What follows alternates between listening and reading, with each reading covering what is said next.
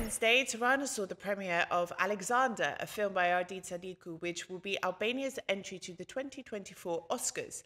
Born out of a desire to bring to light stories of human struggle for freedom, Alexander delves into a pivotal moment in history when Alexander Gruder and his friends devised a daring plan to steal a warship and escape their totalitarian regime. Facing the wrath of mortar guns, helicopters, and machine gun fire, the group set sail, risking everything for a chance of a life of political freedom. I'm joined in the studio today by Ardit to find out a bit more. Good afternoon, welcome to Inside Albania. Good afternoon, and I'm glad and thank you for the invitation. Now, I want to start first with your story for our viewers who might not be familiar with you and your work. So, you're Albanian, you're from Shkodra, I believe. Correct. Yes, my favorite city. Can you explain a bit about your path to where you are today? How did you get into filmmaking? What motivates you? What's your goals? Right, it's a good question. I started as a teenager making short films, and from there I went on making a feature film. I made my first feature film when I was 26, and from there I started making feature films in fiction, and in the recent years I started to explore the documentary form, and I've made 3 feature films and 2 documentary films, and the recent documentary film being Alexander. But how old were you when you thought, I want to make films? You know, what was it that sent you in this direction? I was around 16 years old. I was also playing clarinet because I studied clarinet in high school. And I loved visual arts, and I loved cameras, and I loved all these equipments, and I really wanted to make films. I didn't know how to start and how to make them, but my objective was to make films until I learned the craft, and until I can make better films and improve with each film, basically. Do you still play the clarinet? Sometimes I do, actually. It's a beautiful instrument. It's good for classical music, and Yes. but I forgot how to play clarinet because of now I play the camera. I used to play the violin and the piano, and my mum tells me, you don't play the violin anymore, that money I spent on your lessons and blah, blah, blah. And I'm like, okay, I'm sorry, Mum, but, you know, I have other things to do now. So the next question, obviously, the story of Alexander, for those and our foreign guests, foreign viewers amongst us, can you explain a bit about the story, how you decided to pursue this story for the film, and what viewers can expect when they watch it? Alexander is a story about eternal struggle for freedom, and Alexander took action in a very heroic fashion, hijacking a warship in the middle of the day with his friends and family, and escaping to former Yugoslavia. And the story, it's about freedom. It's not all about communism, because it happened during the communism, but since I was born in democracy, I wanted to focus more on just the hijack plan, and how crazy it can be to hijack a warship. So that was my main interest in the story, was a man who hijacks a warship and escapes his country. It was something I never heard before, and I thought it's great for a cinematic Albanians experience. don't do things by halves, do they? Right. They're like, I'm not going to sneak across the border, I'm going to steal a warship. Right, and it was crazy. When I heard it, I thought this is my next film. And how did you come across the story? I mean, just to explain for our viewers as well, was this something well known, or was it something you unearthed? Alexander is a celebrity in Shkodër for this act, actually, among his generation. The new generation doesn't talk much because we had enough of the communist stories, and maybe the foreign audiences find it more exotic to talk about Albanian history than we do sometimes.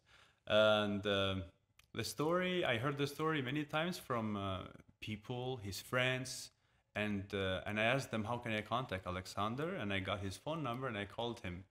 And he told me, oh, this is not possible. It happened 33 years ago. Like, how can we do it? Are you finding actors? No, I said, you will be my actor.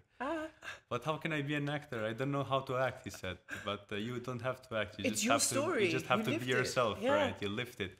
And it's interesting because when I went to New York, and he didn't expect it, and he opened the door and he started laughing. He didn't believe I was there, and because I had his address before. And then I told him, we're flying to Albania. I booked your flight, and we flew to Albania to make the movie, the documentary.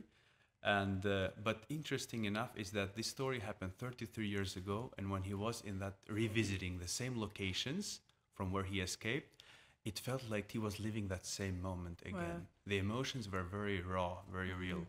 I've had this before, actually. I did a series of documentaries interviewing people on their family members who were missing from communism, and I interviewed people who remember them, and for many of them it was the first time they talked about it, you know.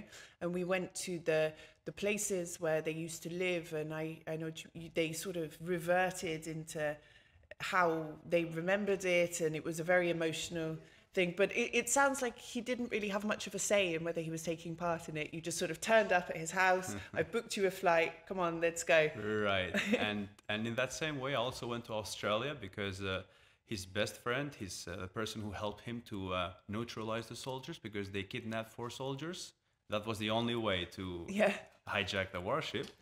And I went to Australia, and this guy was very interesting because he did so many things in that story, but he has no ego at all. He doesn't want to talk about himself. He's just very happy with himself. Very strong character. And so now Alexander has been selected to be Albania's entry for the Oscars. My first question, how did this come about, the process for this, and what was Alexander's reaction when you said, you know, you've been sort of submitted to the Oscars, big international, you know, the biggest film awards in the world? Right. So the Albanian National Center of Cinematography funded the film, and they do have a commission. They appoint a commission of 5 members.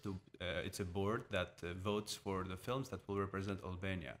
And there were a few films submitted, and that's how it goes. Like, there is a vote process, and they vote for the film that will represent Albania in the Oscars 2024. And they do this each year, actually. And we've been sending films each year. It's a good thing for the film. It's a good film for my career. I don't want to think about it that much because if there's a good news, I will welcome it, you know. And but the film entered in international feature film, which is the category we submitted. But it was also qualified and eligible to enter in documentary feature film, so it entered 2 categories. So we have 2 chances. 2 chances. Success. But what did Alexander say when you told him? Yes, and I told Alexander, and he said, I didn't believe this. I can't believe this. Because I thought this will be a very small film, he said. It was you with your camera and a very small crew. Like, how did this happen? Are you joking? And then I sent him some news, some links, and he was very excited. And where he works at the Trump condominium center, and all his co-workers want to see this movie. Like everyone, he's telling me everyone is coming to see me. High movie star, they call him, and now he's a celebrity there. Yeah.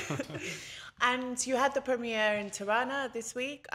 What has been, and as I've written before, you premiered it at DocuFest in Kosovo. What has the reaction been from people?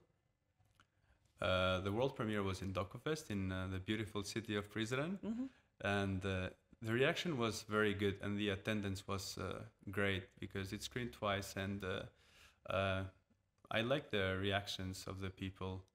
And sometimes they would laugh, sometimes they would cry, sometimes they had all these mixed emotions that it hasn't been the case in all of my films, but it has been the case of Alexander, actually. As long as they're crying and laughing for the right reasons. Yes, for the right reason, because Alexander is a very charismatic person. Yes. He makes you laugh, but he also makes you cry. I mean, he's also a very emotional person, and it really, it kind of touches all the people. And my last question for you, what's next? You're definitely working on something else, I'm sure of it. What's next? Yes, you know very well, actually. Next is a feature film. It's a fiction film. I cannot talk about the story yet, but I'm still working on new project. Any tiny hint or clue at all you can give us? A tiny hint? A tiny hint about what it's about? Good question. Maybe it's surprise better. I like to say I just completed the shooting and then. When can we expect your next project to be made public? Probably next year. Okay. Yes. That will have to do for now. Yes. Thank you very much, and I wish you all the best for the Oscar, the situation with the Oscars, and I very much look forward to seeing what you have next for us. Thank you very much for your invitation. Thanks.